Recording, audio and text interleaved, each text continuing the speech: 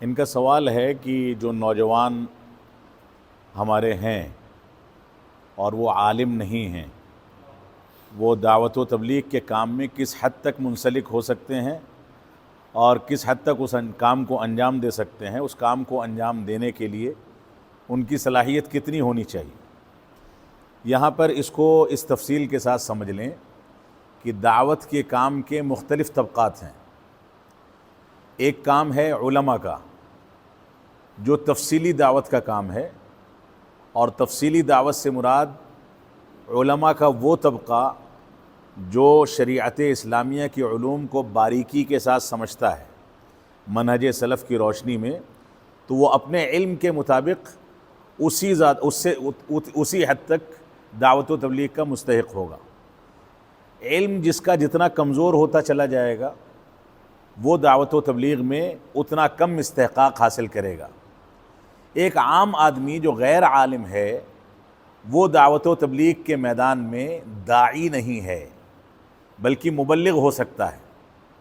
داعی نہیں ہو سکتا، مبلغ ہو سکتا ہے، یعنی کسی عالم سے کوئی مسئلہ سیکھتا ہے اور اس مسئلے کو من وعن ویسے ہی عوام تک پہنچا دیتا ہے، تو وہ تبلیغ کی حیثیت سے، یعنی یہاں سے بات وہاں منتقل کرے، جس کے بارے میں رسول اکرم صلی اللہ علیہ وسلم نے فرمایا کہ بلغوا عنی ولو آیا، مجھ سے چاہے ایک آیت ہی سیکھو، وہ دوسروں تک پہنچا دو۔ اس روایت کو عام طور سے لوگ غلط طریقے سے پیش کرتے ہیں، لیکن یہاں پر اس کا صحیح مفہوم یہی ہے کہ مجھ سے جو کچھ سیکھو وہ دوسروں تک پہنچا دو۔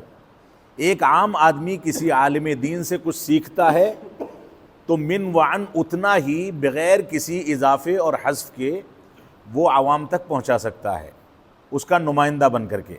لیکن اس کو یہ اختیار حاصل نہیں ہوگا کہ وہ ممبر و محراب پر چڑھے یا جتنا سیکھا ہے اس سے زیادہ وہ فتویٰ دے یا اس سے زیادہ کچھ معلومات لوگوں کو فراہم کرے۔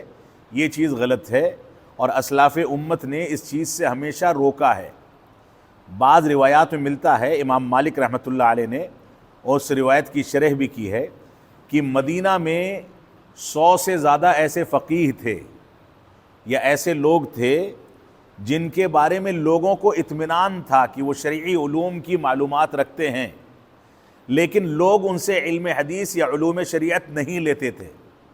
امام مالک نے اس قول کی شرح کر کے کہا ہے کہ اس وجہ سے نہیں لیتے تھے کیونکہ ان لوگوں نے علم کتابوں سے حاصل کیا تھا، اساتذہ اور علماء سے حاصل نہیں کیا تھا۔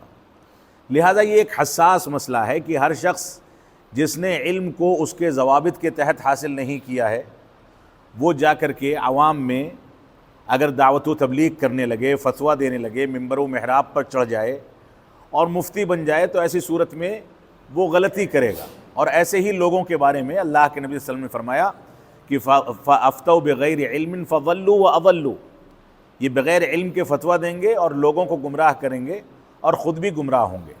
ان کو شریعت کی اصطلاح میں رویبضہ کہا گیا ہے، جو معلومات کچھ نہیں لگتے لیکن بڑی بڑی باتیں کرتے ہیں۔ لہٰذا اگر ایک عام آدمی ہے تو عالم سے جتنا سیکھتا ہے اتنا دوسرے تک پہنچا دے، اس کی ذمہ داری ادا ہو گئی۔